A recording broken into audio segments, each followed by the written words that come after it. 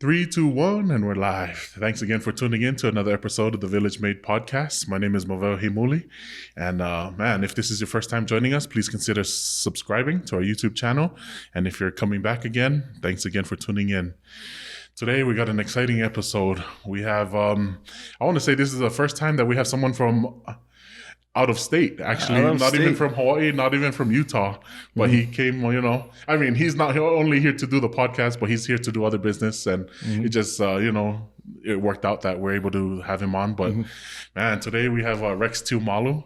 And brother, thank you for coming. Man, thank you for having me. I am so excited. This is something I've been looking forward to because I've been following you guys for a long time. And I love the community that you guys foster doing this.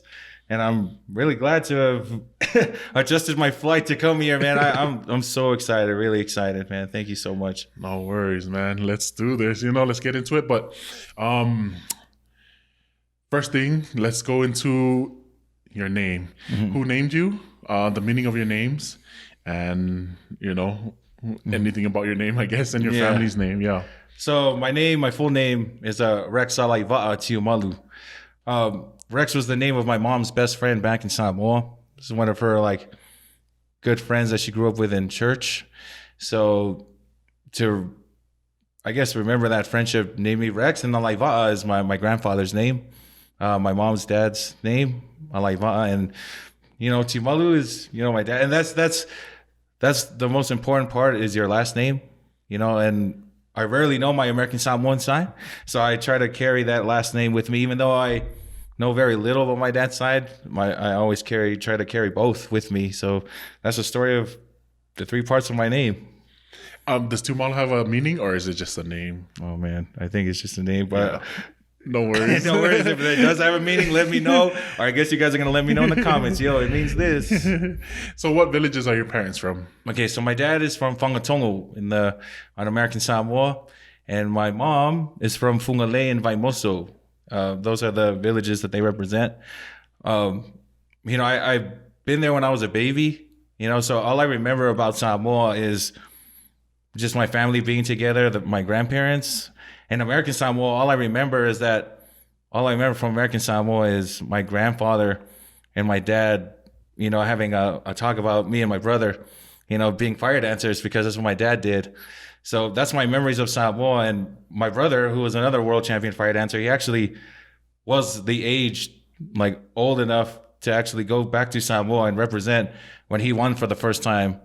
So for him to go to Samoa and remember everything, it kind of makes me, that's one of my dreams, is to go back to Samoa and do knife for the people that gave it to me. So those are the villages that my parents represent. And hopefully we represent with them every time we go out in the world and do what we love to do. Yeah. And I mean, I guess just the last name Tiumalu, everybody knows, especially from Laia, because they know your brother, and winning it at PCC. And so that Tiumalu name is, everybody recognizes the name. So I think that's cool that you guys continue to represent the last name. Also, for your parents, do you know their migration story to the U.S.? Yes. And how they came to Yeah, this is one of my favorite stories to share. My mom, she went to school in BYU, Hawaii in the 70s. And my dad went to Chicago from American Samoa for a tennis scholarship to Chicago. Wow, tennis. And my parents met in Ohio. You know what I mean? Because my mom was dancing at PCC, but her Tahitian friends, her Mariterangi friends, they're like, hey, our cousin in Ohio is running a show at SeaWorld, and they're looking for dancers for the summer. Do you want to come with us? And that was kind of like her ticket out of Hawaii, because I know my mom always tells this story. Oh, I love Samoa, but then when I went to Hawaii, I went for school, but her passion was dancing. You know what I mean? She was, she went to school, and for medicine, she became a pharmacist and things like that. So she went to Ohio, and my dad ended up going to Ohio at the same time. And because they needed a fire knife dancer, and my dad was the only fire knife dancer in Chicago. And I guess that Tahitian family that my mom knew got a hold of my dad, and then that's how they met. And then after that, they were going to go back, but they ended up opening a show in Florida. And SeaWorld Florida was making a luau, And my mom's brothers were over there, and they were the first two ever Fireknife dancers to ever grace Disney World stage. Like they migrated from Samoa to Orlando, Florida to open up, dance, open up Disney World and the East Coast. Introducing Polynesians to the East Coast, and a lot of people think that Polynesians in the East Coast is kind of like this new thing, but it's not. About that. It's not. There's been Polynesians going to the East Coast since the 60s. In New York, Massachusetts, the Ngaliai family did a show in Chicopee, Massachusetts. There were shows in Wisconsin, Ohio, New York. Like, it's not a new thing. Like, people had such a hunger for Polynesian dancing and Polynesian entertainment back then because of the tiki culture that happened in the 60s and the 70s. And here's a fun fact, and many of you probably won't believe this, but do your research on this. Florida has the oldest and longest running Polynesian show, and that includes Hawaii. 1956 is the first ever Polynesian show. And then, because if you think about PCC was in 63 and Disney was in 71, you know what I mean? And all the other shows like Tihatis and Tavanas, all that era was around the 70s era. And this little show in Fort Lauderdale, Florida was his first Polynesian floor show. That's crazy to me. So, yeah. Is it still going on today? Yeah, the Maikai is still running. After all these years, it's still going. And it's a Tahitian family that runs it, Auntie Mire and all of those guys that really foster that community. And then from there, Disney came about, SeaWorld, Universal has a luau there. So the reason why people came to Florida was because of entertainment, because of luau entertainment and portraying a culture in a place where it was really non-existent. Because on the West Coast, like, there's a funny story. I came from the airport and saw all these Polynesians, and I was so shocked. And I tried to say hi to them, and they're like, "Okay, who's this guy?" Right?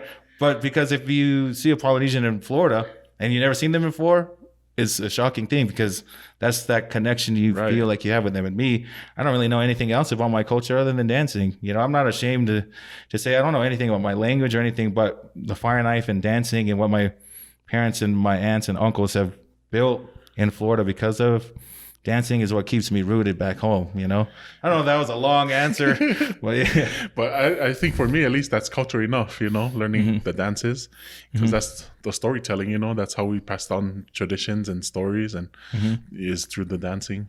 But you said that your parents moved to Orlando or moved to Florida because of Disney. And is that where you were born and raised? Yeah, I was born and raised in Florida. That is the village that raised me. Orlando. So talk about that village and, like what childhood was like for you, and then also any siblings that you have. Yeah. So Orlando, Florida, I am so proud to be from there. I think it's one of the best blessings I've ever had in my life, because it made me unique, not just to people in Florida, but to Polynesians outside of Florida. My childhood was just full of all these Polynesian races love each other. The Fijians hanged out with the Tongans and the Samoans and Tahitians. We all hung out together, and we all created magic by creating shows together. And that's the environment that I love, is that we could exchange ideas. We created shows. We would pitch to hotels together. Like, hey, we can give you a 30-minute show here. And we love our culture over there. And that's some place, that's a place that I loved. I love Florida so much because it taught me how to love my culture. And I didn't know that I was different until I went to go compete in the competition, where people were looking at me and my brother and Mika like, okay, you guys are from the East Coast. Like, that's weird, But when we went to go compete, we weren't trying to be the best. We were trying to show people that, even though we're from the East Coast, we're very obscure. We want to show you guys that we love the culture and we can do it just as good or love it just as much as you guys. You know what I mean? Because people don't know that there's a bunch of sacrifice that happened in Orlando for the Polynesians to be there. Remember, these were people who were out of college, straight from their home islands, and went to a place all the way on the bottom of America to start a show for Walt Disney. And you know what I mean? The sacrifices that they made and just the life adjustment was different. And that's something that I feel like Orlando community has really instilled in me, is loving who you are and not being ashamed of who you are. My childhood was just full of dancing and happiness and all of that. Like, not gonna lie, Orlando, we're a very small community, yes. So that means that there's some things here and there, you know what I mean? But at the end of the day, when we're all together, I know it's like we walk around these legends all the time, these people that paved the way for us, and we hopefully what we're doing now gives it justice for what they do, or what they have done for us. Right. So what were some of your fondest memories being on that Disney? I mean, growing up as a little kid, being around Disney stage, or being around like the different hotels, or but I guess mainly Disney, because that's what brought you guys out to Disney. Yeah. I think the biggest blessing that I think, and one of my fondest memories of Disney was seeing my aunts and uncles love it on stage. Like, as fun as they were having on stage, they were having fun backstage. And I think there's a lot of things that people forget in shows now, is that the chemistry of the cast is the glue of the show. Because if there's something that happens in the show, or like behind the scenes, people can sense that. So when you go up on stage and you feel like there's tension there, people will feel that. It's not a genuine thing. These people loved each other. We are all we have back home. And my fondest memory is seeing them have fun and play pranks on each other. Yeah, they're older now, like they're our aunts and uncles, but growing up there as a little kid, watching them dance, and even at SeaWorld stage too, right? Seeing, like, it was almost the same cast. So they just brought the fun wherever they went. And those friendships lasted throughout those decades. And that's why I think it's growing, because we, as a younger generation, see how much they love each other. So we want to carry that on. And my fondest memory is just, I posted a video about this on Instagram. My uncle Homer, he told the musicians before he spun the Fireknife to sing that song. For those of you who follow me on Instagram, it's it's a Fifi, right? And that was one of my favorite things. That when it was my turn to dance on that stage and they sang it for me, and it was the same musicians that sang it for my uncle, and he passed away. It's kind of like that legacy that you leave behind, and that's something that I always trying to chase, is trying to build something that will outlive me, and thinking about not just the future, but the people that you're fostering and that inspired by everything you do, even though you may not see it. But it's legacy is sometimes it's the seeds you plant in a garden that you never get to see, and hopefully Uncle is watching what we're doing right now and seeing that his seeds are growing because of us. And yeah, those are my fondest memories, because I love chemistry. I love camaraderie. It wasn't just about being great dancers. That was awesome to be a great dancer. But if you can love the people around you and foster those relationships and friendships, that's more important than any championship. That's more important than any glory that you will have from dancing. It's the relationships and the friendships that you have with these people that become family in your life. Man, sorry, that's amazing. I know I talk so over here. No worries. I like that that you talked about this harmony, that we're talking about, or that on stage, the presence on stage with the dancers and the cast. And then also going off of that harmony, maybe it could be your answer, it could not be your answer, but what do you think Polynesians have to offer the world? Oh man, that's a deep question. I mean, Polynesians are such a fun-loving people. We can't deny that. Everything, the core values of our culture are very strong, and that's something that we offer into the world, is love, humility, happiness, all of these things. And those are great, but now we have to bring that back to each other. You know what I mean? We show the world these great things, but there's sometimes in our own community we don't show that back. The love and stuff that we show the world, we have to bring it back to our people.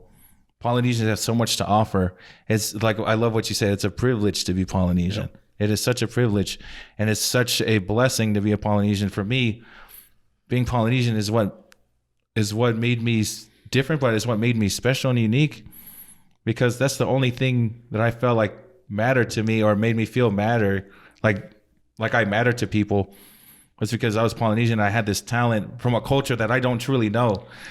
But it's the feeling of going on stage every night and making some family happy, or being there for your fellow family members. Like, that's Polynesians in a nutshell. It's just, I don't know, just pushing through and being happy, but also giving towards each other and giving towards others. That's something that I really love about our culture, that I really try to cling on to, because I know little to none else, Man, I like that answer.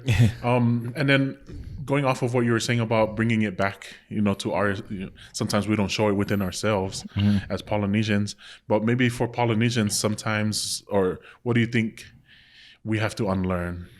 Oh man,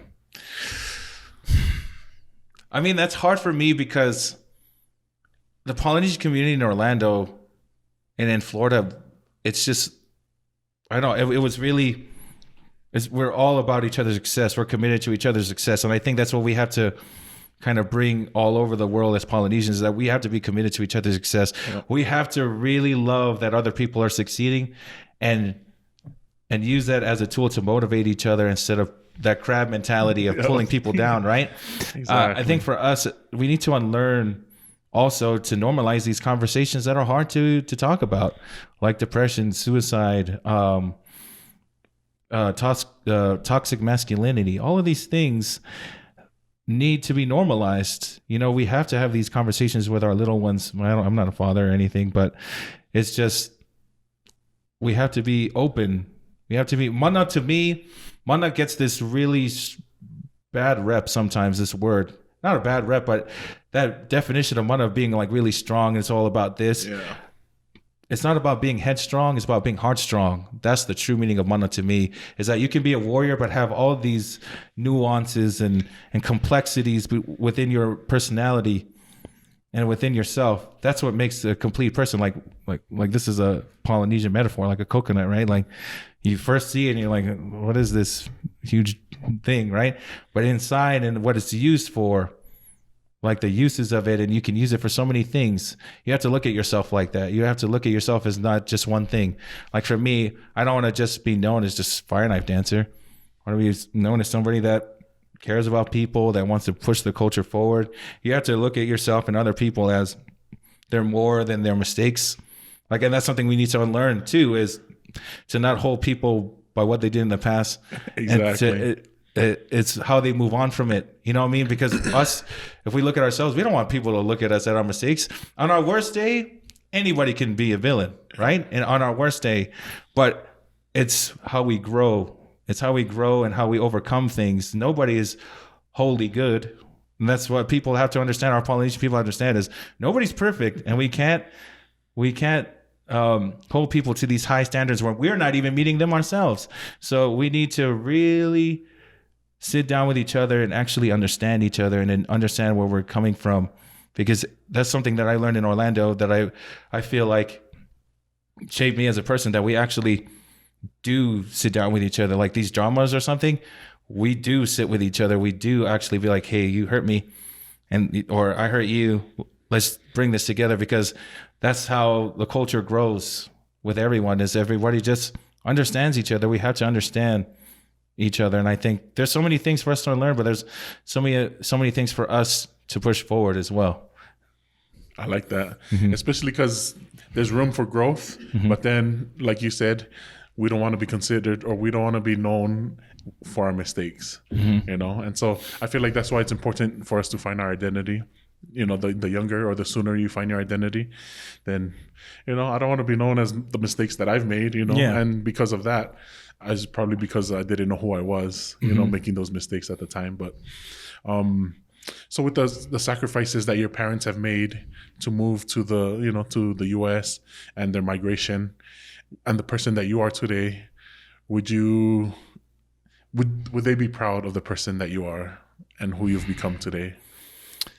Oh man, I think for me, you know, I came from parents that always told me they loved me. They always told me how proud they were of me and my brother. And I think before I came here to Utah, I told my mom that, you know, it's crazy passing down this thing that you gave me. And she goes, you know, that talent's not for you. That talent is for others to be enhanced and inspired. And hopefully I do make them proud, you know, like not just because of the championships or whatever, because that's just a trophy at the end of the day. It's what you do with the trophy. It's what you do with the titles that solidifies you as a champion. You need to be a champion in your own life before you're a champion in a sport. And that's something that my parents have taught me. And I think they would. I mean, I'm not gonna lie, I think they would, because we're doing things that they've always wanted to do. It was really hard back then to really push out the culture that people still to this day still don't understand. But I think they're proud of me, my brother, and my sister, because we're still pushing it. We're still carrying on what they did and trying to do it in a way that's unique and creative that we can call our own. I think that's something that my parents said, like, don't be like anybody else, be like yourself. And I'm really proud to come from the family that I come from, because they're so supportive. And not until I take my last breath, I will always carry on their legacy. You know, that's something I'll always strive for. Man, that's awesome. Especially, or for me, that's why I ask, about names, family names, because that's the legacy that we carry on, like always, oh, whose son is that, and you always want to do your parents proud. So that's cool that you feel like you represented them well. And I like what you also said about talents. Our talents are not for us, it's for other people to bless them, inspire them, and so the talents that we have, both you and I have, it's here for us to bless the lives of other people, and not, for us to hold on to it. And so now we get to move on to the, the second part of this, which is, which I'm excited to and looking forward to. We can talk about, like what, your last name, the Tiumalu name is known for, which is Fireknife dancing. Yes. And then, which is also, what you've created with the Mono Collective. Shout out to Mono Collective. Shout out for the Mono merch. There you go. Hey. And so we'll get into, talking about this kind of stuff, and then just the inspiration behind all of this. But just to start off, talk about Fireknife dancing and, like, how that started for you and how that's carried you through your life and how that's blessed your life as well.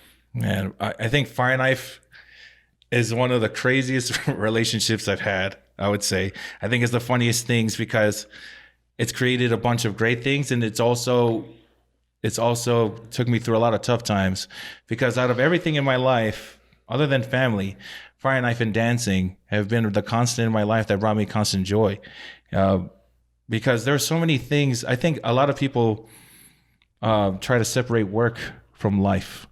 And it's hard to do that, especially in the business that we're in. To go out 5 nights, 6 nights a week and perform at your happiest, but knowing that you're dealing with things. Fireknife for me, it came from my dad. My dad was a Fireknife dancer for the Hawaiian Inn. Shout out to the Hawaiian Inn crew, Polynesian Fire. My uncle Homer and Cephaleopi were Fireknife dancers for Walt Disney World. And it was actually my uncle Cepha that taught me how to do Fireknife. It was a funny story because my dad, my brother's named after my dad. So, like, my dad always trained VJ, but I would always look, from the house and try to see how they do it. Nobody really taught me. So who's older? Are you older or VJ? VJ's older than me. VJ's so you were the one in the house. Yeah, I was the one in the house, and I loved it. Not a lot of people know this, but I think I laugh every time, or people laugh every time I say this. I didn't want to be a Fireknife dancer at first. I wanted to be a Tahitian dancer. But if you think about it now, I'm not even good at Tahitian. Show the father. Here we go. Oh, sorry to all the Tahitians. We just lost all our Tahitian audience. Yeah, I wanted to be a Tahitian dancer, but, like, Fireknife was always something that brought our family together. Like, my uncles would come out to my house and light up with my dad. Would just be spinning in the front and just talking, and I love that. You know what I mean? So, and then I asked my uncle Cepha, "Hey, can you teach me the basics?" Because I know my dad and my brother, they were training hard for Hawaii already before competition came to our lives. That was always their goal together. To go to PCC. Was to go to PCC. And I have a funny story about that too. I think one of those life-changing moment for me. And my uncle taught me, and I ended up showing my parents. I ended up showing my dad, and I remember him hugging me and crying because he's like, "Why didn't you tell me this whole time that you were Fireknife dancing?" He's like, "Well, because you're so concentrated on Vij, like I didn't want to do that." So after that, he trained both of us. This is 2003. 2004 was the time where we knew for certain that the Fireknife competition, that was going to be what we wanted to do. Because in 2003, Mika Eleolua, who is considered one of the greatest Fireknife dancers of all time. Right, because he got 5 titles, titles. And we grew up together. We developed a style together with the OGs before us. Me, Mika, and VJ, we were always together. Mika was already competing in Hawaii. He already took second twice in the juniors, in the intermediates. And so 2004 was the very first Fireknife competition in Orlando, Florida, the Huike. And it was all of us, me, VJ, Matuni, Mika, Alema, all these guys that people know now, but we were nobodies back then, right? I remember me going up for the first time and just seeing people that you grew up with, everybody you love, like stand up in their seats. And that was a very life-changing point for me. But after seeing VJ dance, and for him having a standing ovation and Mika having a standing ovation, when VJ came off stage, and Mika and Uncle Isi, we all came off stage. We all made this plan together that next year we're gonna go compete. And we're obscure, like we're nobodies at this point. We just love Fireknife, but let's just try. You know what I mean? Like we camped on every Fireknife video from 1993 to that point. And so we spent that whole year competing, but I ended up not going in 2005. I was in 5th grade, and I was just in 5th grade. I was like, no, I'll just go later. But that was the first year my brother ever won in his life in the Fireknife competition in Worlds, 2005. His first time going was his first time winning. And Mika, being the youngest Fireknife champion ever, still 15 years old. And think about it, in the intermediates, he never won. He only got second. And for him to take overall in the seniors, that was awesome. To the point where I was like, okay, the next year, I'm going. The next year, 2006, that was kind of the craziest year because Orlando took 3 divisions, the 6 through 11, which was me, and then 12 through 17 with VJ and Mika again. You know what I mean? And then that solidified our friendship, but that solidified us together. We're in the books. We didn't want it to be like that. We weren't trying to be champions. We just love this. You know what I mean? This is what we were meant to do.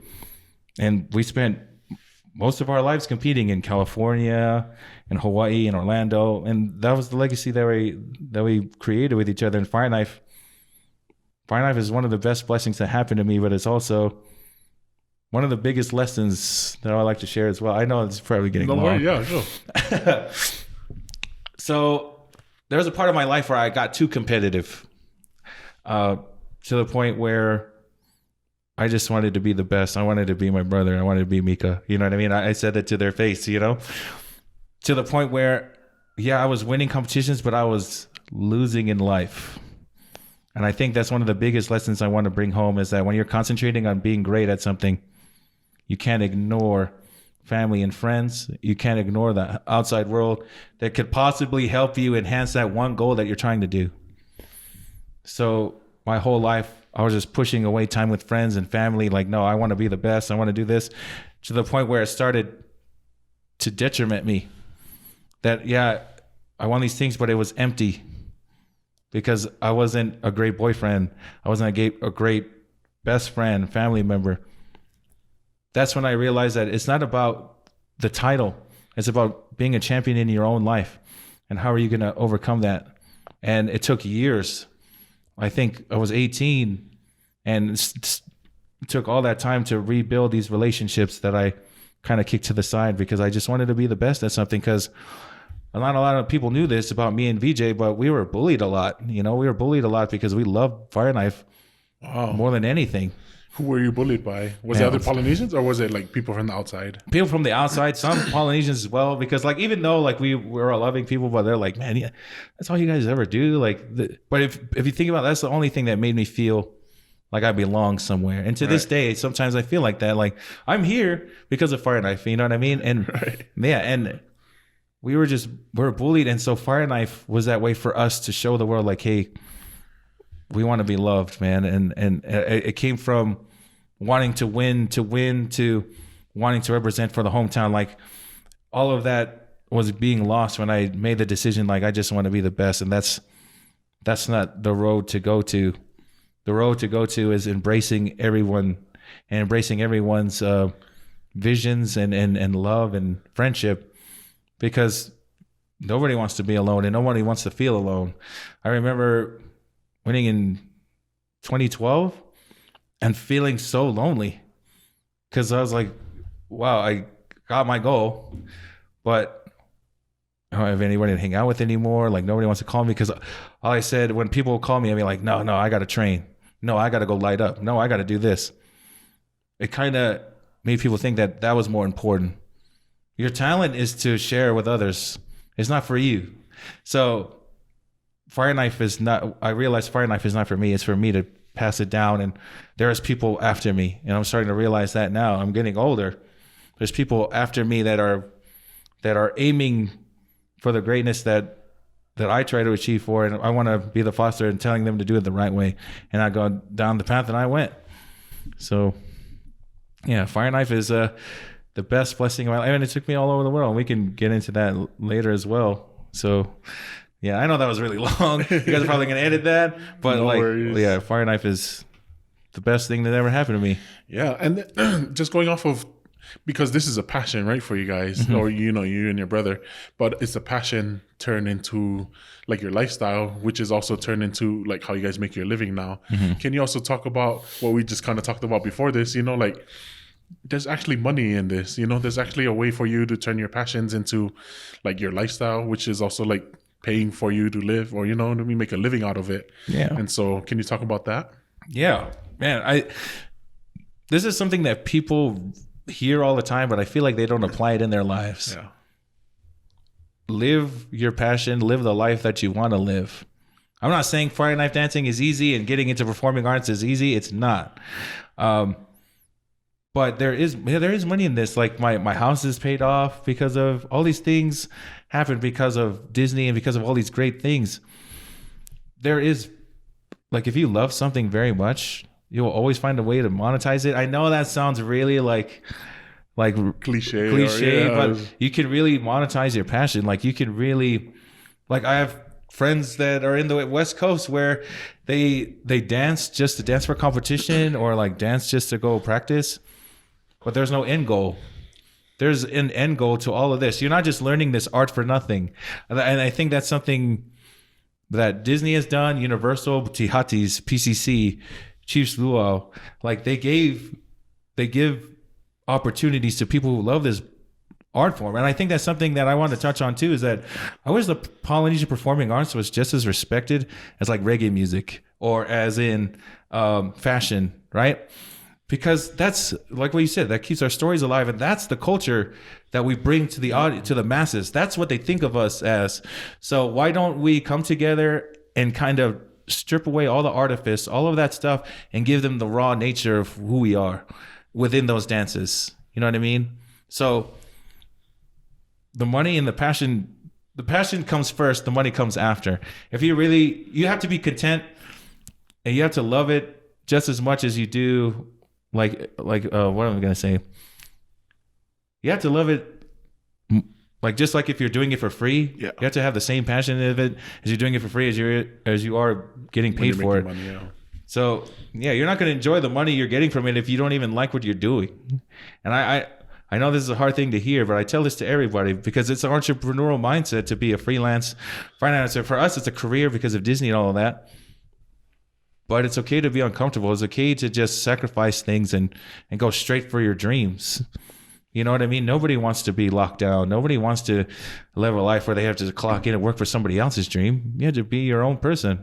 You know what I mean? Yeah, of course I have Disney, but I don't want that just to be my home. I want to create other opportunities and other shows around the world, which we're doing, and give people an opportunity to share this art form that people are learning, but they're stopping halfway through. Like they need to continue on, and that's how the art evolves, and that's how things are created, and that's how the culture gets pushed forward, is doing things in new and unique ways, doing what you love to do. So yeah, I guess for some people they just dance just to dance, but they don't know there's no way for monetizing it, and so they just dancing just to dance. But I just kind of wanted to touch on like not only yourself but your brother and even Mikaele. Like for Mika, you guys have learned or have figured out a way to monetize, right? Like you with Disney, and then your brother out in on Maui, right? And then he's out there making money, doing the Fireknife, and then with Mika doing the Maungamu, is that his thing? Yeah. So like, you know what I mean? These guys are figuring out ways to monetize, and so I think that's good for our people to see, because you can actually make money from dancing. Yeah. So I feel like that's a good point that you bring up, and then also to be respected, like you're talking about. Yeah. And so Oh, did you want to say something? Oh yeah. I mean, yeah, it's about making the money is great for sure, but it's also about building something that's gonna hopefully outlive you, man. Like something about Polynesian culture is that everything is always passed down. What are you doing to pass down what you know? Time is our most valuable resource that we have. Time is something that we don't get back. What are we doing with it? Yeah. What are we doing with the passion and the talent that we have inside of us? Are we just letting it slip by every day, or we're making conscious efforts every day to act upon those promptings of that passion, right? For me, I think one of the craziest things that I'm doing right now is starting a Polynesian Performing Arts Center in Kauai. You know what I mean? And for me, that's not just for the dancing part. It's for acting. It's for directing, creating those avenues. Sometimes there's something that I want to say too. You can't wait for the phone to ring. Like for us getting Disney, we didn't just wait for them to come up to us, right? We had to prove ourselves. We had to work hard. And that's what came with that hard work and dedicating every day. There's going to be days where you're not going to make anything. Like say if you're a freelancer, like if you're a circus performer or doing Fireknife for a circus or just doing these gigs, there's going to be months or weeks of famine. But if you push hard enough, there's always light at the end of the tunnel. You know what I mean? Because first the man up there is seeing the effort that you're putting in.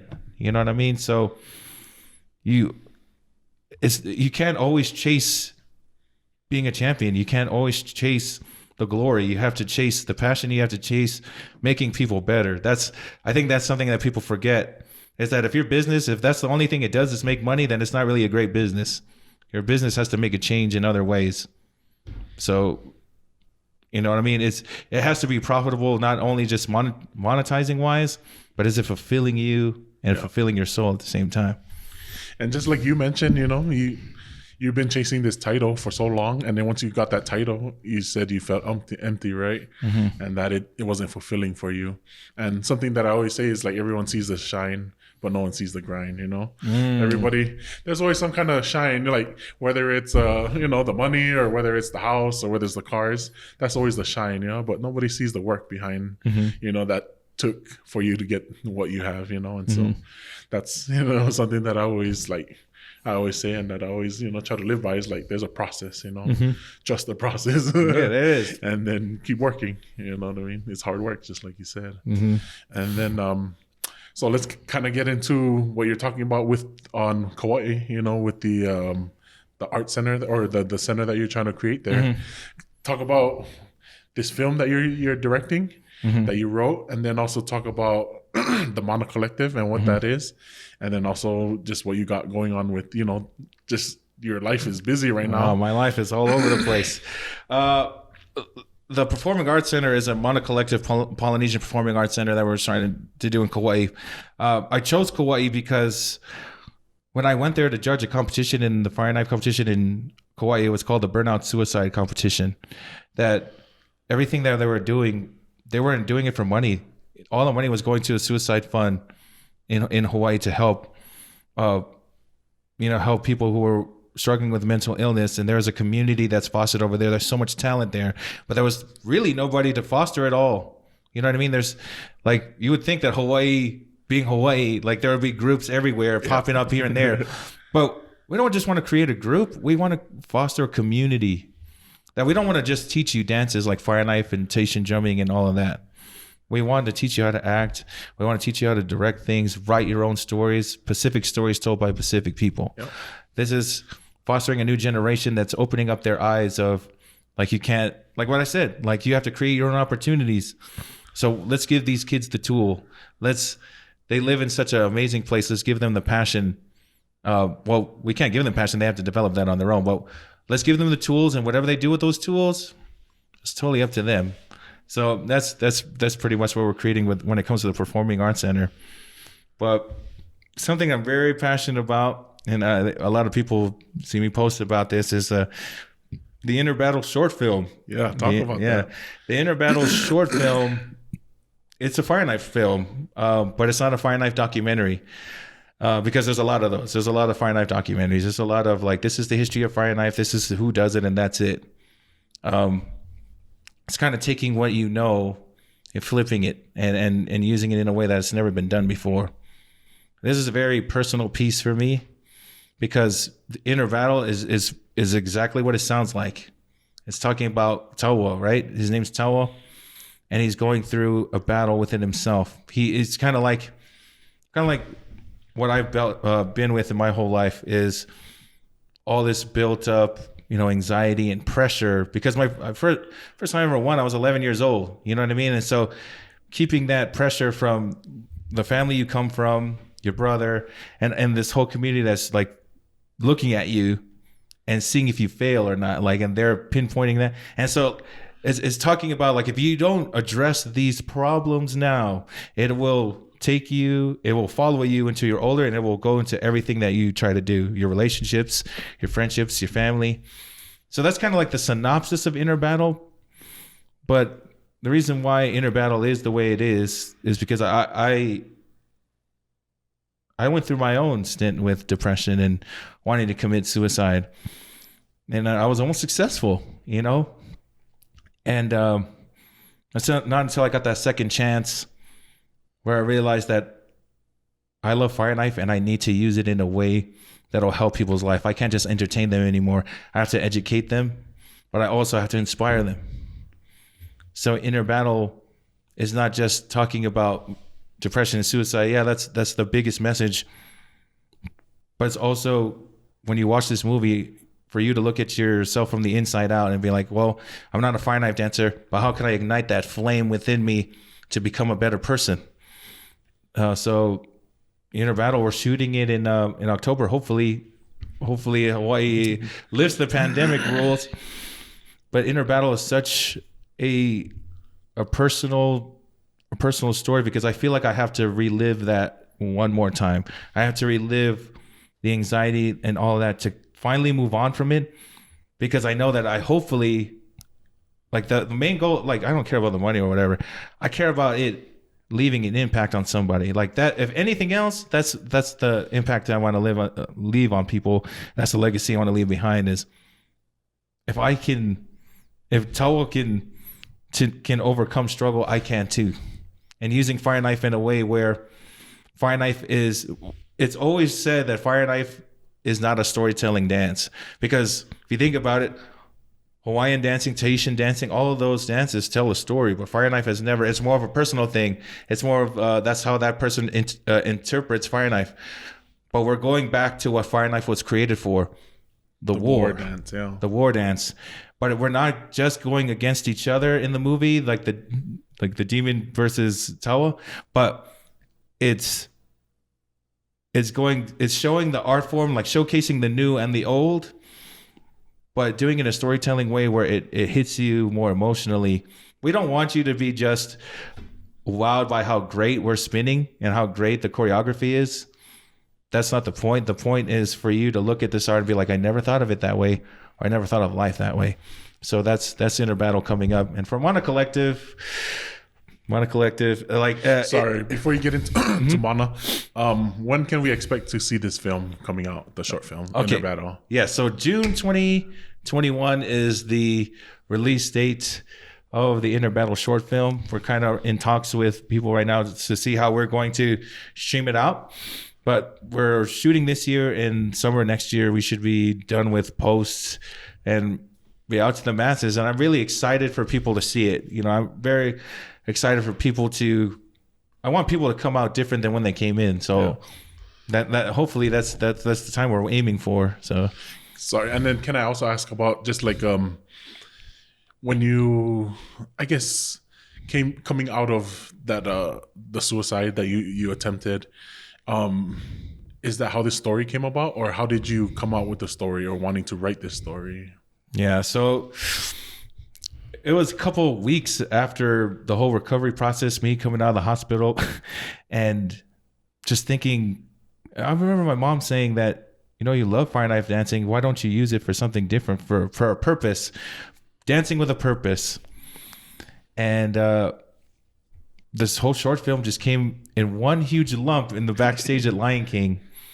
Because I was still like, when you're depressed and stuff, the negative is always more enticing than the positive. It's more comforting than the positive. And just finding a positive outlet. And it made me realize, like, hey, I love movies. I love storytelling. Let me try and get it out that way. So I linked up with one of my friends at the Lion King who was a screenwriter and things like that, and I was just giving him everything that I was saying in my mind about how I feel like people should consume the movie, like how the story is. We fleshed it out, and then me and Lonnie fleshed it out, and then Rowan, as our other script writer, we fleshed it out into the story that was close to the thing that was in my head. You know, when you're creating something like a movie, it won't. If you're collaborating with other people, it won't always be like how you picture it. It's going to be a lot better because collaboration is bringing two people together. Like you can't. That's something about Fireknife dancing too, is it's not a team sport, but we have to think as a team. And that's how you get your ideas created, is from collaboration. And from depression and from the sadness, from all the pain, came something that I feel was going to be very transformative for not just the Polynesian audience, but for people who dance, that they can use what they love to do and use it in a way that can enhance people's lives in a way that's never been done before. So yeah, from tragedy came triumph. That's how Inner Battle came to be. Dang, that's awesome. And then for those maybe that are struggling right now at this time with depression or with suicide, what can we, because you've gone through it, what can we, as somebody from the outside, looking in, how do we address that person, or how do we ask if they're okay or if they need help? Do you know, I guess just how do we approach it? Because we don't want to be insensitive, but we also want to be helpful, or we don't want them to go through that. You know what I mean? Like we don't want them to actually go through the whole process and then actually go through with what they're trying to do with depression or with suicide. So what can I do, or what can we do as somebody from the outside looking in to help? And then also, what are some things you don't do? I mean, I feel for me, how I got over it was surrounding myself with people who love me. You're going to know very quickly after something tragic like that and traumatic like that, who's by your side and who isn't. And I know that's a crazy thing to say and it sounds very harsh, but it's true. I truly believe in the saying that you are the 5 people that you hang around with. If you hang out with FWAMs, you're going to be a FWAM. You know what I'm saying? But for me, how I got over it is being open. You know what I mean? People didn't come up to me. I didn't allow people to come up to me. You're going through it by yourself? Yeah, I went through it by myself, but I went up to them, not just even people outside of your parents and your family, because they love you. Yeah. That's always going to be there. But sometimes you need those on-site sources. I would go up to my cast members or to my team and this is what I'm struggling with. And then people, sometimes when you tell people you struggle, then they tell you what they're struggling with, and then that's where the solutions come from. You know what I mean? I think everybody should reach out to somebody. Even if you think it's annoying, one word or one gentle gesture can change a person's mentality.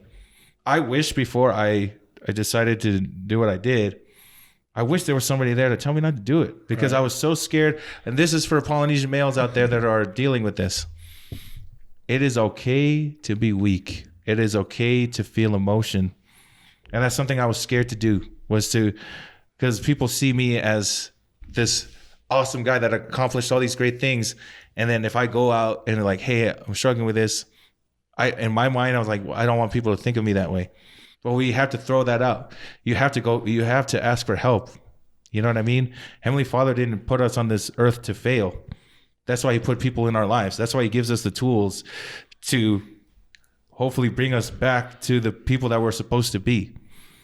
So for me, if you see somebody that is struggling, be there for them. And I know it can be annoying to that person, but that person, for me, people showing me that they care made me realize I need to care too. You know what I mean? I think for me, I went through a whole time where I thought people didn't care about me until I went to Kuwait, or until I went out of my comfort zone, where I realized I matter. Sometimes you have to get out of, that's why I left Hawaii. Sometimes you have to get out of your comfort zone to really see what you're made of and to really see who you really are. And that's what you have to really overcome and just put down that wall. I need help. just reach out to your friends. You don't know, one word, one gesture can change someone's perspective. Man, that's powerful. And can you talk about, I mean, because we're, with everything that's going on, or, with that, but, and that's how you moved to Hawaii, right? And can you talk about your move to Hawaii and how that helped you, like not only overcome it, but it opened up your eyes to, because you were able to dance with the bigger, cast, or the bigger, what you call it, the groups in Hawaii. Yeah. And talk about that experience in Hawaii for you. Yeah. I mean, so the depression was always built up, but like going to that moment to where the attempt was later on. But the reason why I left to Hawaii, it's a lot of things. But for me, I wanted to grow as a person. Like when you do, that's the thing about the entertainment life. That's probably something that nobody talks about, is that when you do it as a career, as a job, kind of gets monotonous. Like it's so cool to people, like, oh dude, all you do is dance knife. Yeah, it's cool. But like you get stale. You know what I mean? You want to always push through. And when I left to La'i, it was really out on a whim. And I wanted to go back to where it all started for my family. How they started to get into the Polynesian dancing business was because of PCC. So let me go. I left for a year. Did you have family there, or did you have someone that you wanted? Yeah, I have family over there. I have a lot of family over there. Shout out to my L-Town family, my refugee family, moving from house to house. They're probably laughing at this, eating Pizza Hut pepperoni pizza from Foodland all the time. But yeah, I mean, La'i was such a transformative thing. It's like coming from Hollywood and like going back down to the basics. It's not like PCC is like the basics, but like that's the training ground. Like that's where passions were developed. That's where legends were developed. To the people that worked at Disney then, or back then and now, they came from that place. So to come back to it and to see it, each show that I've danced for taught me different things. PCC really taught me how to like do things 100%, dance 100% all the time. The pay wasn't that great. Right. The pay is like peanuts, but like that's the environment there, right? It's the people that you dance with. Like I'm so excited to go into work every night, even though I'm getting like $5, just going over there and like dancing with the Tofisa boys. Shout out Tofisa, because I'm not cute enough to be in Hamata, right? I mean, PCC taught me not just the roots of the culture, but really appreciating it at its core. Because at Disney and SeaWorld and dancing in Florida, we do these dances and we do it like best of our ability. But it was to the point where we're just going through the motions because we were just doing it every day. But when we're at PCC, these kids sacrificed their whole life, just like when my mom them did. They sacrificed their whole life to go to PCC and dance on this stage. And there's a title on top of the stage for anybody. Talk about that. Yeah. And when I saw, I mean, I've seen it every year that I went to compete, but it meant something different the first night I ever did Fireknife on that stage. For night show? For night show. Wow. Yeah. So I started. That's a funny story. So the first day I came into Hawaii, I needed a job, and I texted Dave Ngaleai at the airport, and I said, "Hey Dave, how's it going? I just wanted to make a little move here. Is there any Fireknife shows that you think would need me? Any gigs I can?" Yeah, and he goes, "I still have it." He's like, "What are you doing tonight?" And I was like, "Nothing." He goes, "Hey, you want to dance the night show?" And remember, I didn't go through the orientation, nothing. I'm just this dude that's just gonna walk on stage, and no one's ever did that before, and ever, no one's ever did that. And so I was like, okay. So I took a taxi all the way up to North Shore, or a taxi. It was an Uber. It was someone else's car that I didn't even know.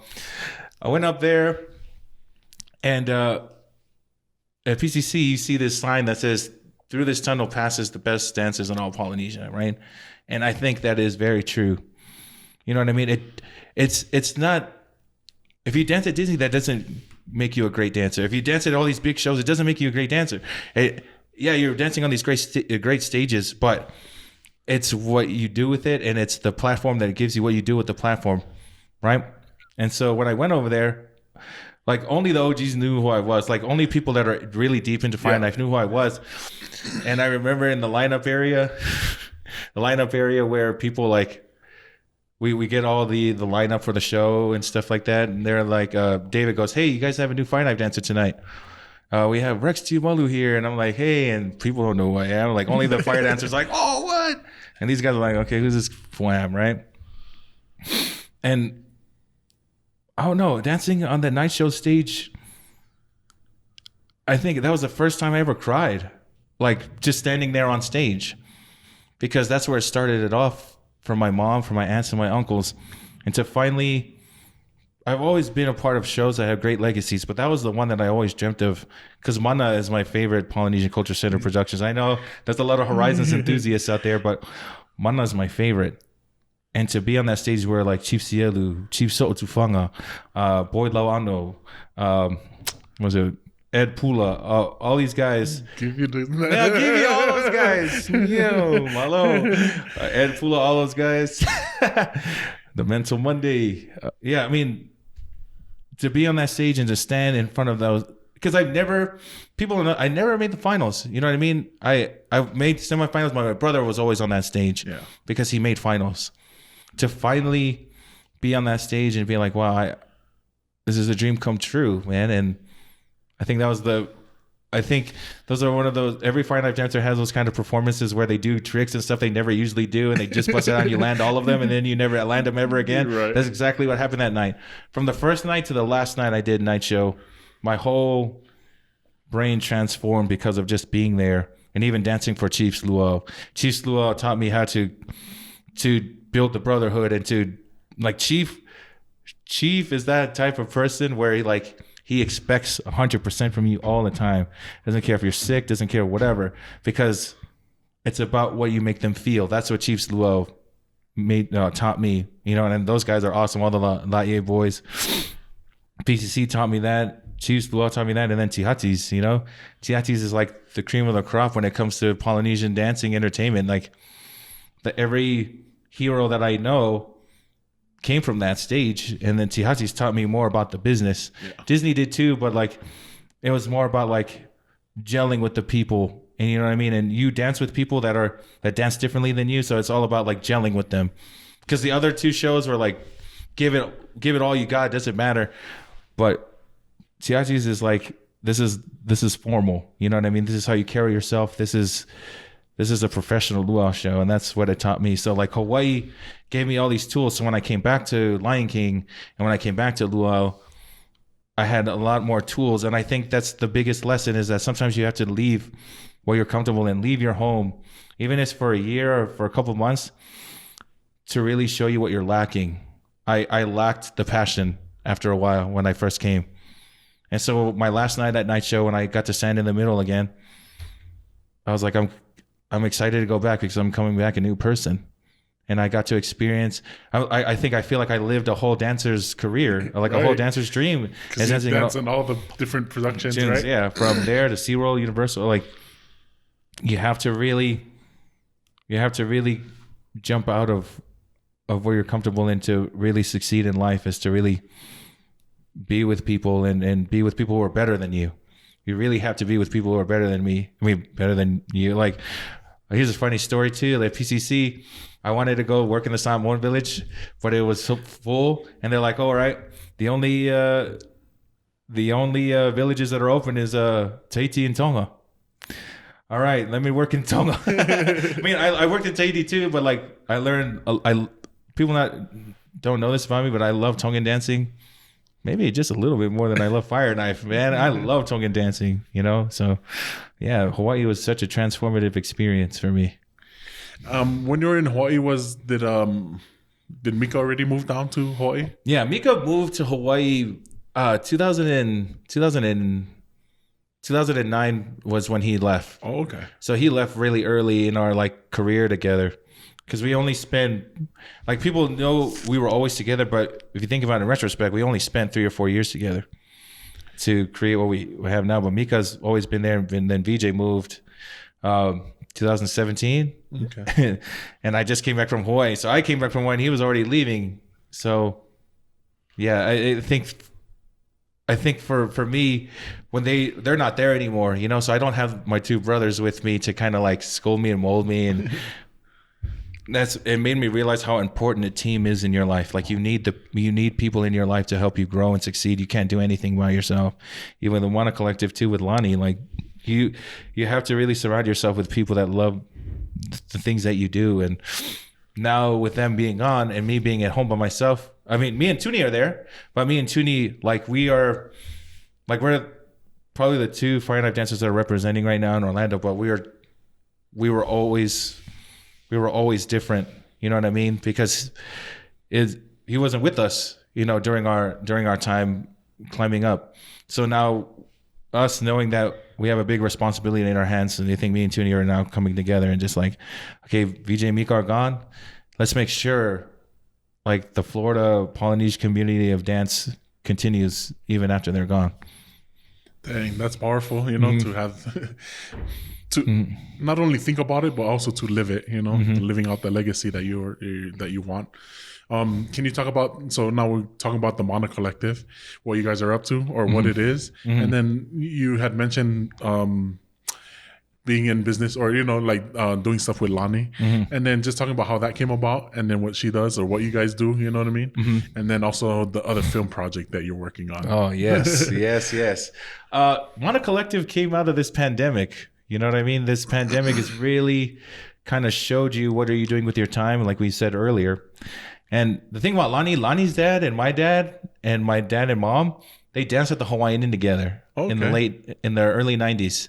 And Lonnie was born around the same time as me while they were still dancing together at the Hawaiian Inn. Hawaiian Inn is that's another OG luau show from the 60s or the 70s that's still around to today, that's run by the Lavatai brothers, who are another Fireknife family. I just remember she came to the show with her family and her dad, you know, said, oh, you know, I know your dad and all that. And we kind of connected there. And you know how sometimes you tell people your ideas and you don't even know if they're like taking it into account or they're just like, yeah, shooing it off. But I remember the question she said was, you know, out of all the performers, like I see that you're different in the way you think, because I'm always thinking about like, how can I make things different? And she goes, what is something that you want to accomplish? And I was like, oh man, I want to make a podcast and I want to make a movie and I want to dance and create shows in this performing arts center. And then nothing came out of it. You know, you're like, okay, I just wasted my breath, I guess. And then the pandemic came and she called me and she called me and she's like, hey, I work at this multicultural agency. I don't know if I'm allowed to say the name, but she works for an agency that represents every culture except for South Pacific Islanders. Wow. You know what I mean? So when it comes to that section of their business, they don't really like pay attention to it, right? So she was really inspired for what you said. So let's create something for our people that hasn't been done before, which is like a whole media collective of collaborators and content creators. Like, of course, we want to create our own things, but there's power that comes out of collaboration. Because of that, I'm here. You know what I mean? It's working with people, and that's what the Fireknife Life podcast is made for. It was made for a lot of reasons, but one of the talk about that too. Your own podcast, Fireknife Life. Yeah, so Fireknife Life podcast is bringing Polynesian performing artists out there to the world. You know, because people see us on YouTube, right? People see, like what you said, they see the trophies and they see the award-winning performances, but they don't see their stories. Yeah. You know what I mean? These groups, right? These Polynesian groups are always separated from each other. It's always like kind of like, oh, it's us and we're over here and we're over here. We're bringing them together to share their stories. And hopefully that when we harness this environment in this community, we get to collaborate with them and create new projects with them and help get their stories and their content up to par and to where they want it to be. And that's what collective is in Mana, is to collect all these people that have these great ideas, and we can help harness them and make this world a better place using Polynesian performing arts, because we know that Polynesian performing arts dancing, like sometimes it's not really cool to the younger generation when it needs to be, because it's awesome. You know, it's awesome. So that's what the Mana Collective is for, and that's what Fireknife Life podcast is for. And Lonnie, she's the founder of this. For me, she's the business lady, right? She's the logistics lady. She's the numbers. I kind of think about it as Walt and Roy Disney. Walt and Roy were two brothers that owned the Disney company. Roy was the businessman and Walt was a creative idea dude. The genius. Yeah. There's a story that Walt had 5-6 different ideas and told his brother he's going to do that. And Roy said, no, we can only afford this. You know what I mean? Like, you need somebody to kind of harness all that energy, especially somebody that's a creative or somebody that's like has a bubbly personality that has all these great ideas. You need somebody to kind of bring you down to earth. And that's what Lonnie does. And Cam, her boyfriend Cam, is a part of we're like the three building blocks of Mana, where we're doing a Fire Knife animation short called Fire Knife Girl, talking about a girl fire knife dancer as well. And so we're just trying to create content that builds upon our people, but also gives our people a voice, just like what you're doing, fostering this environment. And we enhance each other. Polys support polys. And I was speaking on this other project that I'm up to. This other project I'm up to is there's this I know a lot of people know this guy, Josh Leo Miti. He's gonna be the villain in Josefina, and he wrote this beautiful story called Tapu, and we were collaborating on it, and I'm gonna be directing it with him because of like our poly supporting polys, right? A shout out to Nano out there, Hinano Tekurio. She is the director for Josefina, and she posted about inner battle and things like that. And Josh, hit me up like, let's collaborate, like bringing each other into each other's projects. We're not against each other; we're helping each other out. And so, I'm not allowed to say any really plot points on Tapu. It's not like inner battle. You pretty much know where it's going. But Tapu is this project. When I first got the script, I was like, oh my gosh, the twists and turns, the subject matter, it's really putting our people in the nuanced light. And it's called Tapu. Is Tapu a full-length film, or is it a short film? So Tapu is going to be a 5-episode series. Nice. 5-episode series. And, I mean, man. Yeah, we don't want you to give away too much. I mean, I just got to say that, like, Tapu and Inner Battle, they really coincide. I mean, they're not sequels of each other, but we have to, as Polynesian storytellers, to create stories, not just Polynesian stories, like where we have all this Polynesian stuff, that we just create good stories, and there just happens to be Polynesians in it. We can't just pander to us like, oh, we need a fire knife dancer in here, or we need a hula dancer in here, or we need a tapa cloth in the back. No, because we don't live like that, right? We don't just walk around with lava llamas and stuff all day. Like, we need to create stories that are specifically there for a message and there to make you a better person. And then when people watch Tapu, I gotta say it's crazy. It's crazy. That's all I gotta say. When can we expect that? Do you know? Is it gonna come? Yeah. So, do you have an end date for that? Or so we don't know the end date. We know that we're shooting the pilot. We're shooting the pilot in October. Yeah. But when it releases, we don't know yet. Okay. But I gotta say, I mean, I'm excited for Inner Battle, man, because Josh, like, it's crazy with Inner Battle. Like, it's like something came out of my brain, so I kind of know it in and out. But when you're taking over someone else's vision and you ask them about it, and then you ask them little things, and then they know the answer, like, it's a big responsibility on you because you're bringing their vision to life, but you have guidance from them. So I think that's what I love about that process with me and Josh. It's kind of like welcoming our projects together. Like, I showed him my script, we showed her, like, and we just gave each other feedback. You know what I mean? And you have to trust people that, that's a big thing to do, is trust people, but you have to really know that you guys are in it for the same thing, to enhance each other's success, Can you talk about Josh and who he is and what he does? So just for those who don't know. So for those who don't know, Josh Leo Miti, you can follow him on Instagram, Joshua_Leo Miti. He's an actor. He has a lot of other acting projects under his belt, show called Patrick, and other ancillary projects as well. He's a very accomplished actor and writer and screenwriter as well. In the States. Yeah, he lives in Cali. He lives in California. And for those of you who are going to see Josefina, you're going to see him, and you're going to see that story, like, is really intertwined too. So what Josh does, he's not just an actor on screen. And I think that's such a rare thing, to have somebody that's just not going to go out in a camera and say, okay, this is my lines. Like in order for you to execute those lines, you have to be really married to your work. And he sacrificed so much for his work just like how we do, but everything that is that project is all him. And I just happened to stumble upon it, this great work. And I think that's something that we should always do as Polynesians, is continue to reach out to each other as collaborators and content creators. See what we can do together, man. That's how we're going to get this out. Together, all ships rise, with the tide.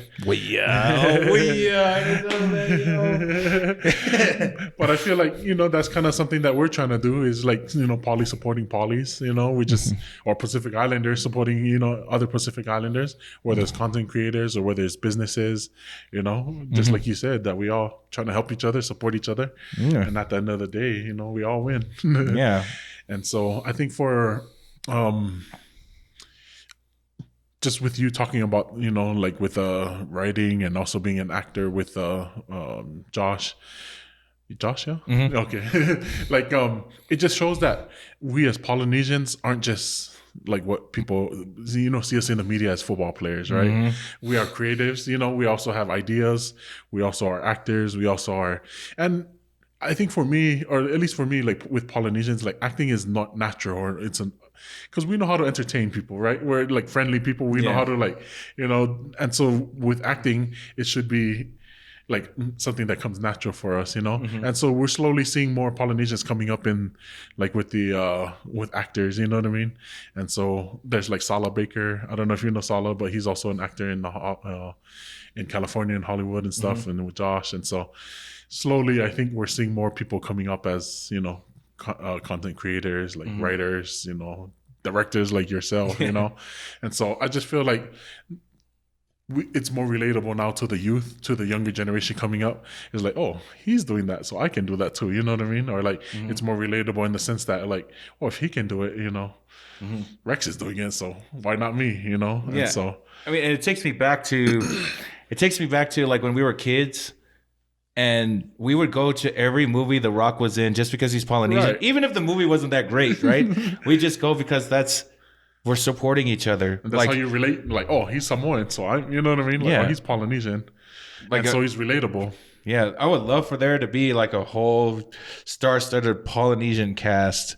And just, not like Medea or something, but right. Like a legit movie. A legit movie, yeah. Yeah, man, you're right. I mean, we need to think outside of the box. Like we always talk about, like, why isn't there more Polynesian representation? Well, there needs to be people that don't just say it, they have to do it.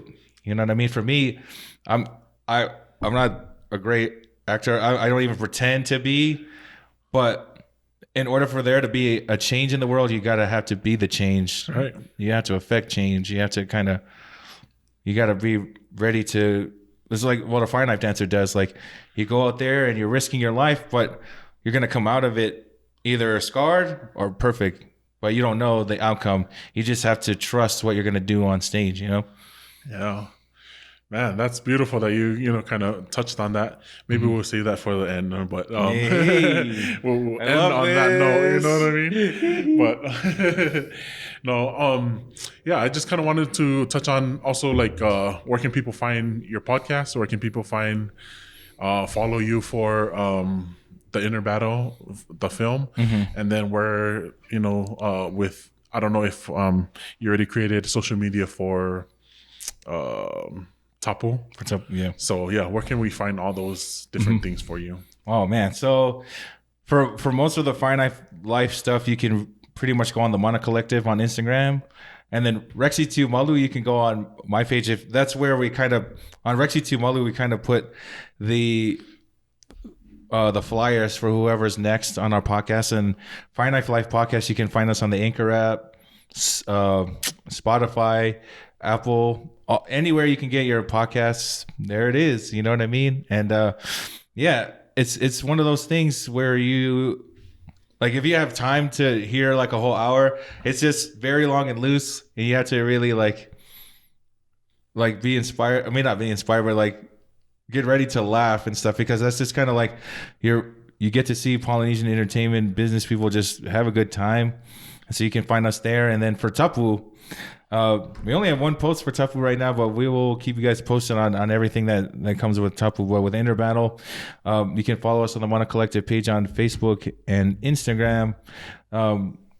we're going to be showing behind the scenes. We really want to connect with our audience. We're going to show you guys the behind the scenes of how we're creating this. This is very new and transformative for everybody. So we're going to take you into a little bit of the rehearsal process with all of us Fireknife dancers and kind of see like how independent this really is. So we're just trying to create that, that relationship with the audience, and to have people invest in not just the story, but for the people that are bringing it to life. So, man, I don't know if you wanted to mention or touch on this, but I just kind of wanted, in this sense of, you had an idea, and then for you to bring that idea to life, right? And then also with the support of other people, and you did a what's the word? Like a fundraiser. Mm-hmm. Can you talk about that fundraiser, and then the people that supported you and the money that you raised? Mm-hmm. And in talking about that, you don't have to talk about the X amount, the dollar amount, but you can just talk about like the support from the people, and then also like bringing that idea to life, right? Because people there are people who've invested in this as well, that help bring it to life. Yes, I think one of the things that Lonnie, like me and Lonnie's partnership, is really strong to the point where her whole job is about strategy and kind of creating like the schedule on how things and how it'll connect people in different ways. And it was her idea to do a fundraiser, a Fireknife fundraiser on IG Live, right? And Instagram Live. And you can watch it on YouTube. The whole episode's there. The Interbattle Fireknife fundraiser, which was the first time ever where the Fireknife community came together and danced for an awesome cause, that we weren't competing against each other, where people from California, Colorado, Kauai, Oahu, every island in Hawaii, maybe except Lanai and Molokai and Kaho'olawe. Yeah, who lives in Kaho'olawe? but you can see that, and we raised $10,000, and 10% of that, actually 20% of that, went to Black Lives Matter.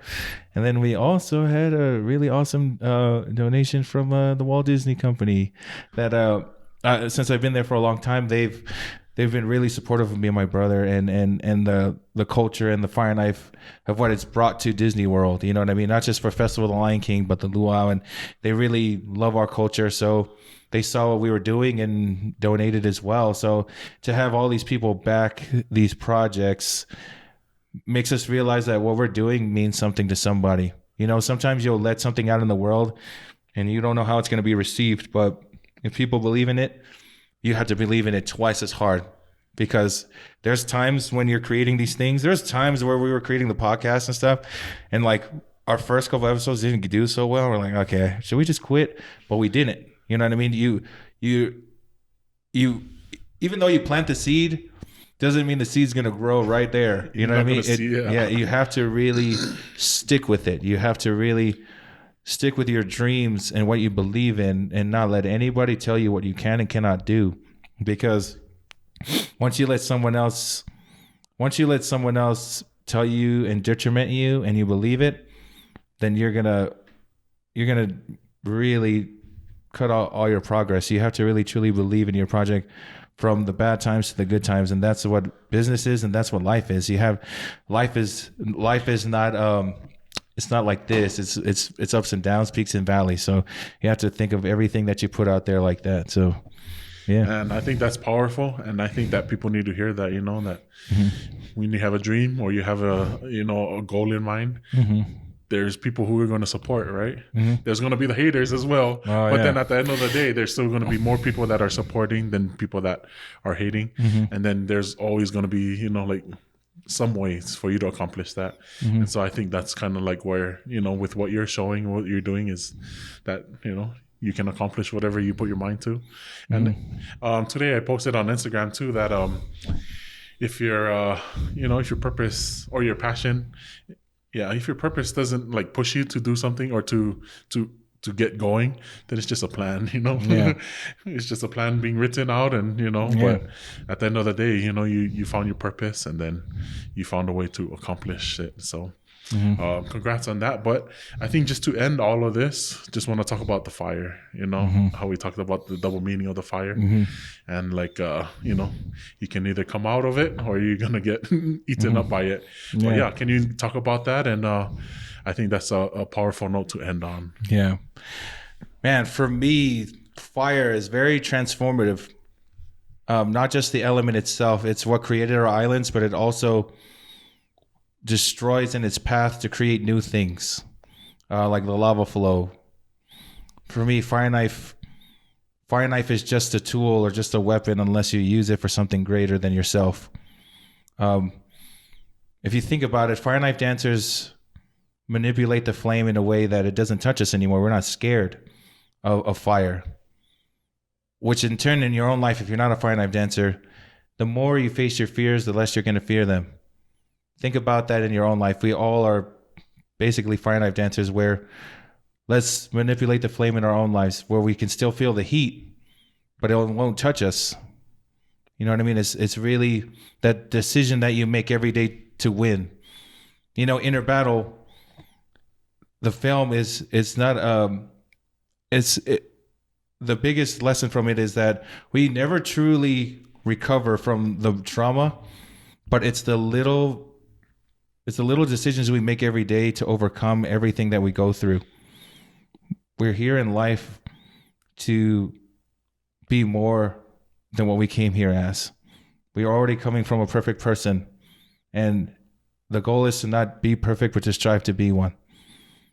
A Fireknife dancer is always taught to be strong because you're carrying something that's very destructive, but it's also something very, it doesn't your mistakes don't define you. They should refine you because fire refines everything in its path. So the fire is not just what we spin, it's our passion that we have inside of us. And what are you doing every day to fuel the fire and ignite every passion that you have within you? Because at the end of the day, when all the things are said and done, what is the life that you want to live? And what is the legacy that you want to build? What is something that's going to outlive you? The fire, the torch will always be passed down, but make sure that your torch is strong. So when the other generations grab it, they have a strong foundation. And it's because of not just because of how perfect you are, but it's because how perfect you strive to be. And also touching on this again, love others, love people, be there for their success. And also knowing that you can't do anything great without people by your side. So ignite the flame in your life and inspire through fire. That's what I like to say, is inspire others through the fire and the flame of your passion that you have inside of you. So that's the message I want to leave on. All right. Well, yo, Christ. Man, I hope you guys felt that. That's passionate right there. Or, that's powerful.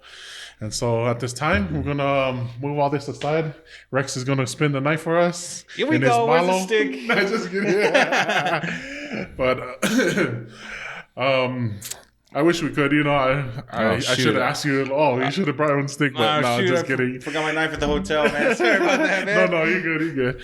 But just to end this whole segment, this whole thing, we're just gonna ask some rapid fire questions. Rapid fire, okay. So first thing that comes to mind. Okay. Let's go for it. It might not be rapid. No worries. What takes up too much of your time?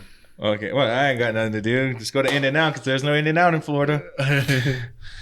Okay. That's the first question. What takes up too much of your time? Oh man, what takes up too much of my time, I think is my work takes up more than my time because I live through my work. That's what gets me through the day, is waking up knowing that I have so many things to accomplish and lives that I want to touch. So that's what takes up most of my time. What do you wish you knew more about? Man, I wish I knew more about my family. You know what I mean? I feel like my parents, and I hear stories about my grandparents and my parents' siblings, but I want to know more about them because I want to see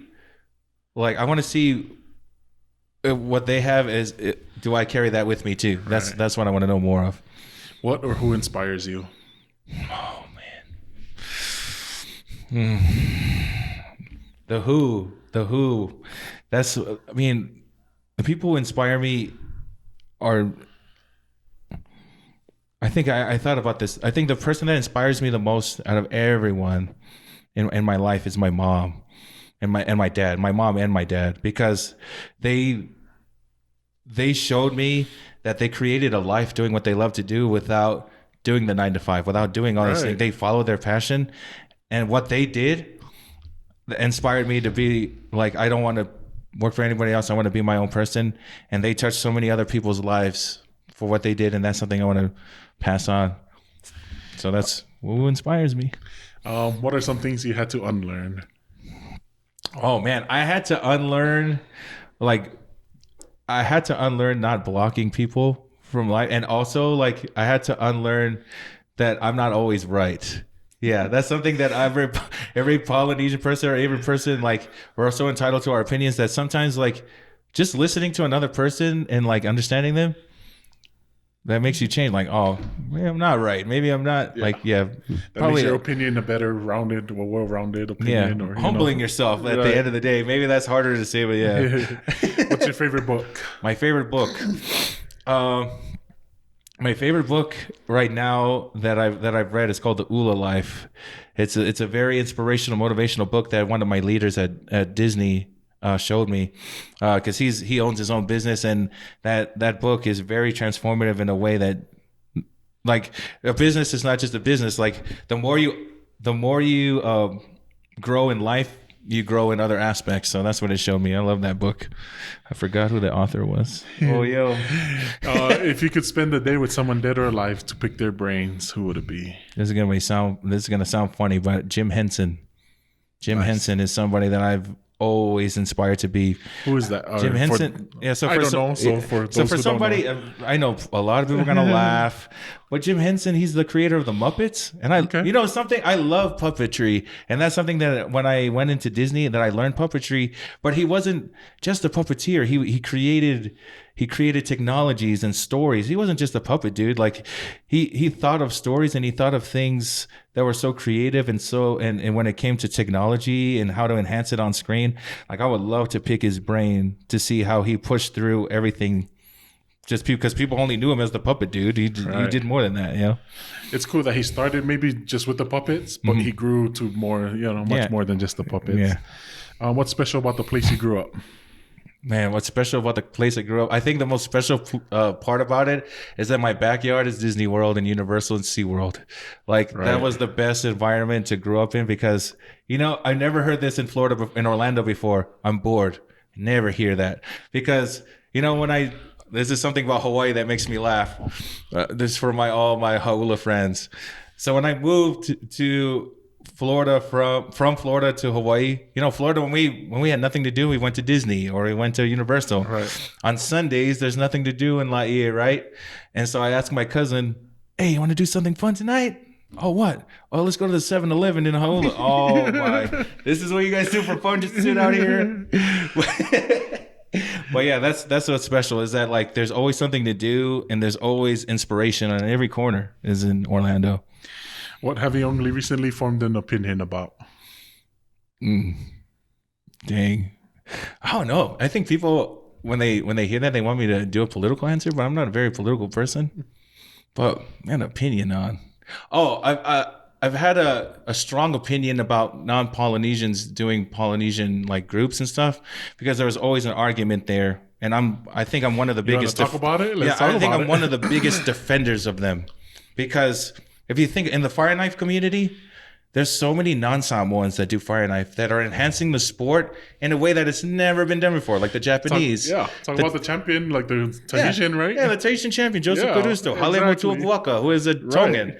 And then Matsushima Yuya, the Japanese. And even I think a lot of Polynesian dancers bag on Filipinos and others creating groups, but as long as they're doing it in a respectful way and they're always going back to the source and they love it just as much as anybody else, I think it's great. I think that's always such a debate with us as Polynesians and being kind of really possessive towards this art. I don't think it will ever grow if we just kept it to ourselves, man. Right. I love that other people are embracing it and making it their own. And I don't bag on anybody.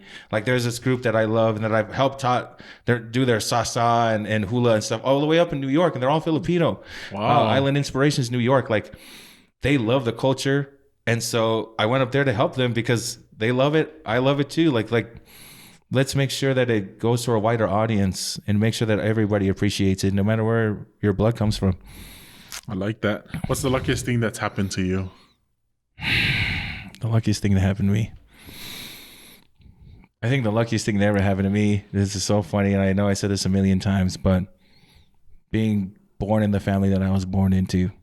Yeah. I think that I was so lucky to be blessed with the parents that I had and the brother and sister that were just so happy and so happy-go-lucky people that just love life and passionate about life. And, you know, they're not here, so I'll speak for them. Like, that's the luckiest thing that's ever happened to me is being in that family, being my family, you know? What song would guarantee to make you dance? What song? Oh, man, there's this Tongan song that I love. Si a Sola? Si a Sola. Oh, man. Every time I hear that, I'm like, oh, man, all right. Like, let's do it. You know what I mean? That was my first ever mako I learned at PCC. And every time I hear it, because it's only one chord. Only one chord, and you're like, oh, boom, all right, let's do it. I probably lost all the Tongan audience right now. What are you most looking forward to in the next 10 years? Man, I think the thing that I'm most looking forward to is I just hope that everything that we're creating now impacts people. I just wanted to change people's lives. Even if we make $0 out of it, I just wanted to impact people. I'm more excited about them consuming tapu and inner battle and everything, and hopefully, and even coming to the shows. And something that we didn't touch on here, that we're also creating Polynesian shows in like Canada and Virginia and all these things. So hopefully in the next 10 years, we create those opportunities for other dancers from all around the world to have these places to dance at, that they're not just looking at Disney and Hawaii, that there's other options for them. You know what I mean? That nice. Because it takes forever to get an audition for Disney or an audition for Tihatis or all these places. Yep. Let's create these for them to harness their skills. And if they want to come down to the big guns, there you go. But like create these places that harness their talent and makes them better. So by the time they get there, they're all right. I like that. Mm-hmm. What could you give a 40-minute presentation on with no preparation? Oh, inspiring people through fire. Yep. Of course, man. There's Fireknife and how Fireknife can enhance your life. That's something that I think I'll share this too. I also do motivational speaking. My very first motivational speaking gig was at Universal Studios in front of 5,000 people. And I did a motivational speech about the history of Polynesia and then like how, you know, the Fireknife changed my life. And at the end, I do a Fireknife dance, you know? So being a motivational speaker is another passion that I'm building with Mana. Is just kind of being an ambassador of good. There's so many champions in our sport, but not a lot of ambassadors. So that's what we need to do, is be an ambassador of our culture. Dang. Sorry, this is not really rapid. No worries. Slow rapid. What hobby would you get into if time and money weren't an issue? Oh man, a hobby. Oh man, I mean, I think it's all I do is dance. But I think the hobby that I would love to go, I've always loved. I don't think people knew this about me too, but I really want to get back into professional wrestling. I did that as a kid. I had a scholarship for the Wild San Juan Training Center from AFA and Sika, and Fireknife took over my life. But that's a hobby I would want to take up again, is get back into pro wrestling, man. I miss the ring. Wrestling, like, because a lot of them live in Orlando, right? Or yeah. What's his name? The Haku or. Yeah, Haku's sons, Tamatonga, and yeah. Aren't they live out there? Yeah, they live out there. Like, we see each other all the time. Like, what's the... And then you talk about Afa and Sika. Yeah, like that's... Well, how did they end up in Orlando? In Florida? You know, okay, so even The Rock's mom lives, like, an hour away from me. Right. So, like, Florida is the training grounds for WWE. You know what I mean? Because I even know The Rock's daughter, right, is training there. Florida somewhere, yeah. Yeah, Daniel Vito, who I've trained Fireknife with him, too. That is the hub where, if you want to make it into wrestling, Florida has so many schools that are sanctioned from WWE that if you do good in those schools, like kind of what I was trying to do, they put you on to the performance center, and that performance center. But the thing is about Tonga's kids, they're not a part of WWE. They're in New Japan Pro Wrestling. Oh. But their dad was in that circuit, and he's one of the coaches. You know what I mean? So wrestling is such a big part of Florida's upbringing, and there's so many, like David Tua trained there in Florida, in Tampa, most of his career there, Vegas and New Zealand. So it's a very, like, it's not just dancing. There's so much nuances to that place that brought Polynesians there that people don't even talk about. People don't even know. Yeah, that's cool. So yeah, or at least for me, I think that's cool. That yeah. Orlando is, all these wrestlers are coming out of. And it's not, for anybody who wants to get into pro wrestling, it's not as easy as you think. It's really tough, but it's fun. That's how you develop character, and that's how you develop this false confidence sometimes. But yeah, I love that hobby. Right. When people come to you for help, what do they usually need help with? They usually come to me for life advice. For me, I think it makes me laugh because my life is not perfect, but a lot of my friends come up to me when it comes to business, or when it comes to fulfilling themselves with what they want to do, because that's how I build my life. So just giving them the tools and telling them about it. But I think it's funny because I'm just such a super flawed person, and I'm not afraid to say that everybody's super flawed, but I like to put it out there because I'm never going to try and hide anything from anybody. You get what you get, What is something you think everyone should do at least once in their life? I think everybody should follow their dream once. And even if they fail at it, just for you to actually do it and make the plan and actually execute it, everybody should do that. I know that's such a cliche answer, but you have to. You never want to just sit there with the coulda, shoulda, woulda. Just do it, man. Do the crazy stuff that you think that's going to help you out in the end. I saw this thing the other day where it talks about chasing your dreams. Mm-hmm. And even if you fail, you're going to start with experience, because those mistakes you've made are already experience for you. Mm-hmm. You're not starting from scratch. Yeah. You're starting from, from experience. So which of your scars has the best story behind it? Oh, man, my Fireknife scar. Oh, yeah. My Fireknife scar that I think is the worst that I've ever had. It was on my legs and all the way up to my stomach. I was doing the show at Disney. 18 years old, and I had long hair. Stupid me. I let my hair down, and it was all gelled up. Gel catches on fire, everybody.